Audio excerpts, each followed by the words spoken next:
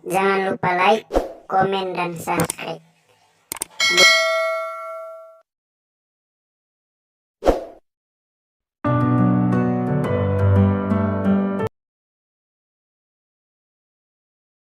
Assalamualaikum warahmatullahi wabarakatuh. Nama lengkap saya Elizabeth Irene Ubah, nomor stambuk 2018-30096. Saya akan membahas salah satu materi yang berkaitan dengan mata kuliah Sistem Informasi Akuntansi, yaitu bab 6, Teknik Penipuan dan Penyalahgunaan Komputer. Masuk yang pertama, serangan dan penyalahgunaan komputer. Pertama, hacking. Hacking adalah akses, modifikasi, atau penggunaan alat elektronik atau beberapa elemen dari sebuah sistem komputer yang tidak sah. Salah satu contoh ilustrasi serangan-serangan hacking dan dampak yang ditimbulkan adalah sebagai berikut. Pada pelanggaran keamanan terburuk sepanjang sejarah, 101 juta akun Sony PlayStation dihack sehingga merusak jaringan selama lebih dari sebulan, dan lebih dari 12 juta nomor kartu kredit, alamat email, kata sandi, alamat rumah, dan data lain dicuri. 2. Hijacking atau pembajakan. Pengambilan kendali atas sebuah komputer untuk melakukan aktivitas terlarang tanpa sepengetahuan penggunaan komputer yang sebenarnya. 3. Botnet, sebuah jaringan kuat yang atas pembajakan komputer. 4.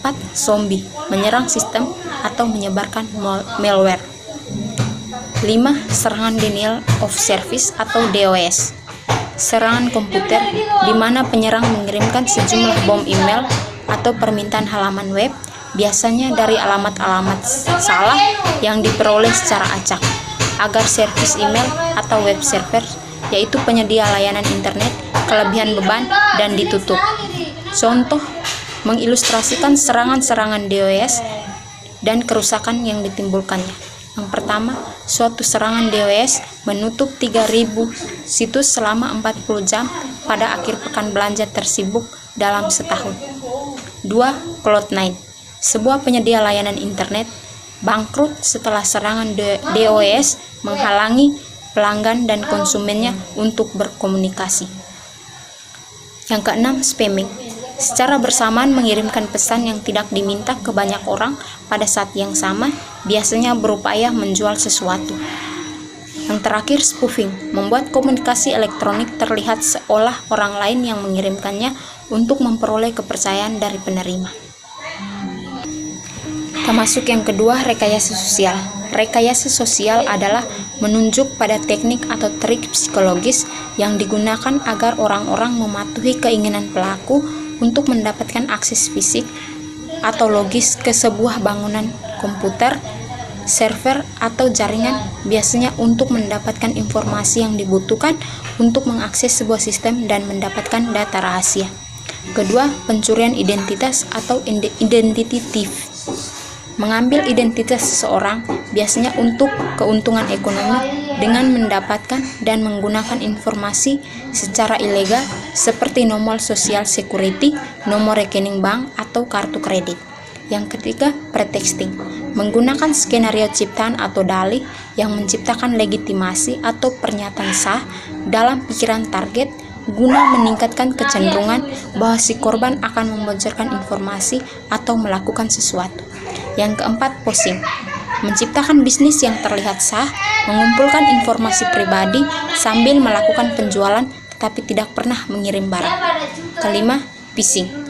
Phishing adalah mengirimkan sebuah pesan elektronik seolah dari sebuah perusahaan yang sah, biasanya institusi keuangan, dan meminta informasi atau verifikasi dari informasi, serta sering memberi peringatan mengenai konsekuensi negatif apabila permintaan tersebut tidak dipenuhi. Permintaannya palsu dan informasi yang dikumpulkan digunakan untuk melakukan pencurian identitas atau untuk mencari dana dari rekening korban.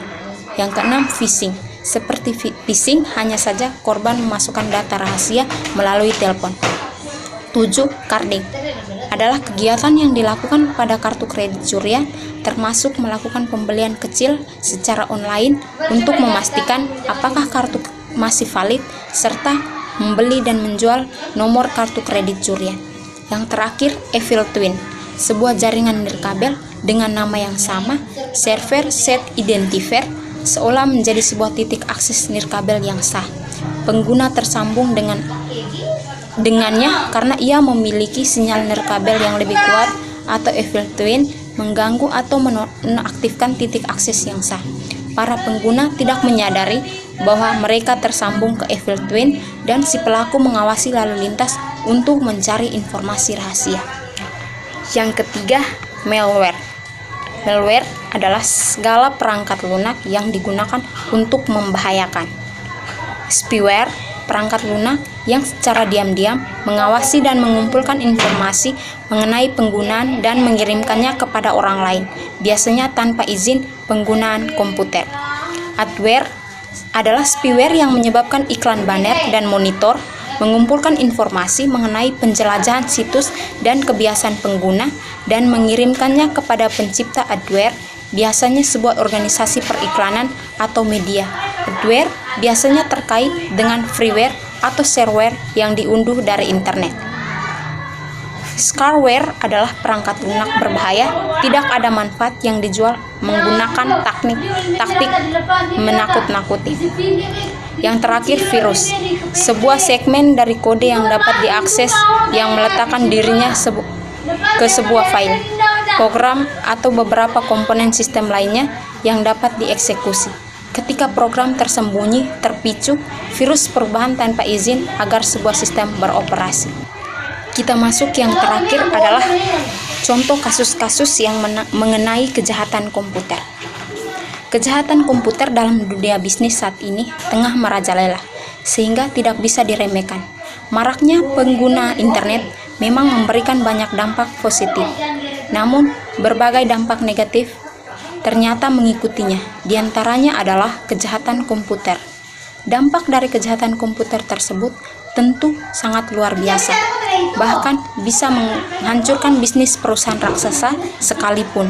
Adapun motif kejahatan komputer dalam dunia bisnis umumnya adalah motif ekonomi, antara lain untuk menghancurkan pihak lain yang dianggap pesaing dan mengambil keuntungan ekonomi dari pihak lain.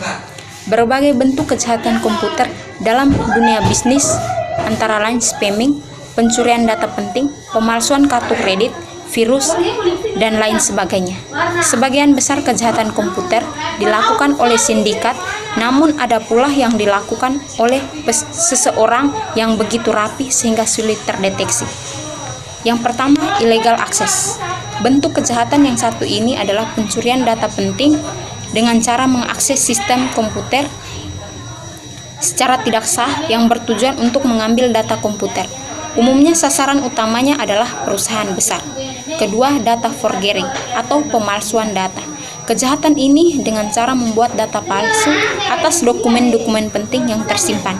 Misalnya, pelaku membuat dokumen pada e-commerce yang dibuat sedemikian rupa seolah-olah terjadi salah ketik yang pada akhirnya menguntungkan pelaku secara finansial. Yang berikutnya, spionage siber. Ini termasuk kejahatan komputer dalam dunia bisnis yang tergolong berbahaya, yang biasa juga disebut mata-mata. Pelaku menggunakan jaringan internet untuk mematai-matai pihak lain yang menjadi sasaran. Caranya adalah dengan memasuki sistem jaringan komputer sasaran. Hal ini bertujuan untuk mengetahui data-data penting perusahaan yang tersimpan dalam sistem komputerisasi. Yang terakhir, data thief. Pencurian data perusahaan untuk digunakan sendiri atau diberikan kepada pihak lain. Hampir serupa dengan spionage, namun data thief adalah benar-benar mencuri data, tidak sekedar memata-matai. Demikian hasil presentasi saya mengenai teknik penipuan dan penyalahgunaan komputer. Sekian dan terima kasih. Assalamualaikum warahmatullahi wabarakatuh.